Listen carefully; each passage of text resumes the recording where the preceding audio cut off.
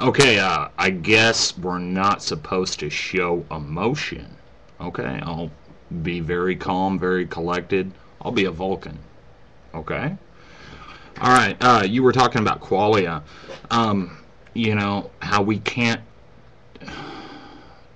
Okay, you said subjective experience. Okay? Alright, I'll bring you an example from my own past. Okay? I have a disorder known as schizoaffective. Okay? Um, for portions, it's more of a seasonal schizoaffective thing. But for portions of my life, there's there was a chemical imbalance in my brain that had to do with dopamine and serotonin levels. Okay, and I thought the CIA was monitoring me, just basically fucking with me. Okay, was that real? Was that objective reality? No. And I know you've used this term before, subjective reality. I would say subjective reality is the problem because there isn't a subjective reality.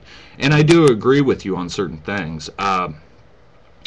We experience life through our brains. We aren't experiencing objective reality. I did, never said that. I don't.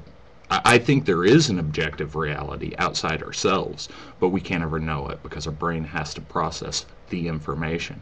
Now, I guess what I'm really confused about, is what you're talking about when you talk about subjective experience. Because yes, we have memories. If you failed to address the lowland gorillas that you can communicate with, and you can teach sign language. I suppose I don't know sign language. I haven't actually communicated with lowland gorilla. But however, I think they could relate their experiences to you. So yeah. Carl Sagan talks about that in I think it's East of Eden, one of his books, or no, it was The Dragons of Eden. So, anyways, if you want to read that, it will tell you what it's like to actually communicate and talk to a person of a not a person, of course, but organism of a different species. It is possible. Um, when you talk about this hard problem, I don't see a problem whatsoever. I mean, you're talking about consciousness, correct? I mean, that's your. I mean, consciousness can be explained. Okay, I don't think I. P.Z. Myers does talk about this. Okay, basically, it's this. This is what we know about the brain, and this is what we don't know about the brain. We know how reactions are on the actual small level, like cell to cell. We know how the mind functions as far as modularity, large portions, well, I mean, relatively large portions of the brain, how they react to each other. It's the kind of middle ground that's not fully understood, like how things network out, and how thoughts develop. Um, it, it's that middle area. We know how the large modules interact with the other modules. We know how things on the small level interact with each other. Okay, but you're talking about what exactly?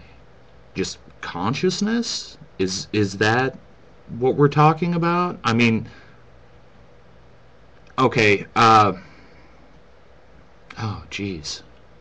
I'm just. You don't really have a point at all.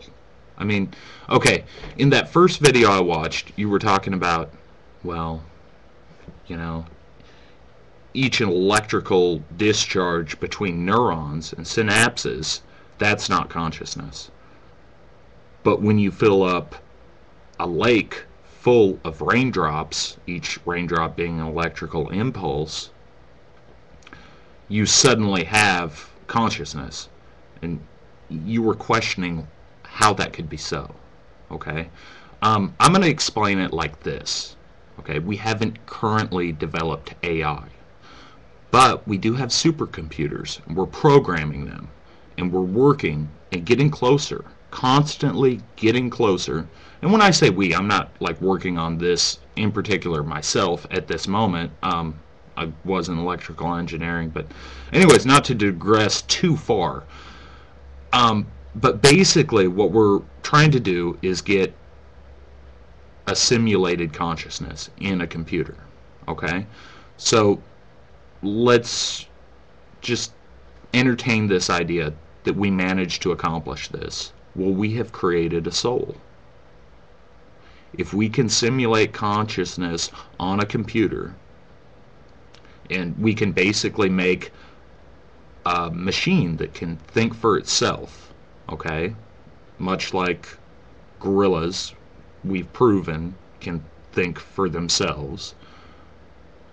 Will we have created a soul? I would say no, because what is the function of this soul?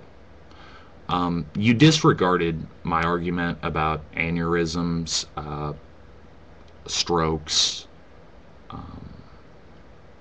Alzheimer's.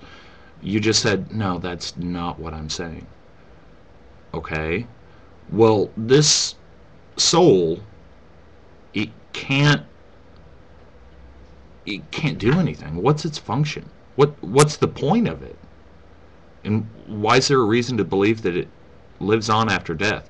You're right. I don't understand your argument. I don't understand what the hell you're talking about, because there's nothing. I mean, there's nothing to indicate that such a thing exists. There's no evidence. I'm from Missouri. This is the show me state. And I really don't know what you're talking about. I mean, you're more well-spoken than I am. I have a hard time talking to a camera. I have an easier time talking to an actual person.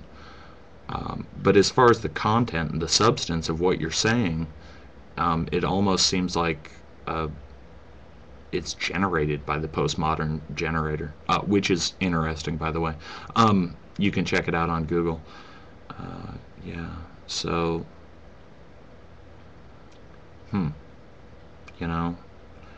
this soul, what's its function? I mean, you're saying, okay, basically what you said, I've only got 2 minutes left, so I guess I better wrap this up. Basically what you said is, whatever this nebulous spirit thing you're talking about, it can't interface with the machinery of the mind because of damage to the machinery. Where what I'm saying is the machinery is generating the thing that you call a soul, which I would call just basic consciousness, because I don't see it as a supernatural entity.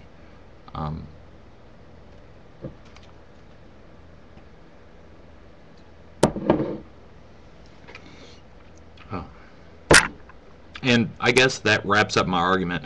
I want you to define in clearer, simpler terms exactly what you mean when you say subjective experience, because all experience is subjective. I mean, that's kind of a redundant term if you really think about it. Of course, experience, that's something, that's a memory that's stored via biochemical reactions within the mind. That's, to use your terms, proven, or at least there's a lot of evidence indicating that. Okay? Barring sarcasm, I hope I haven't been too emotional for you. Okay? Alright, thank you.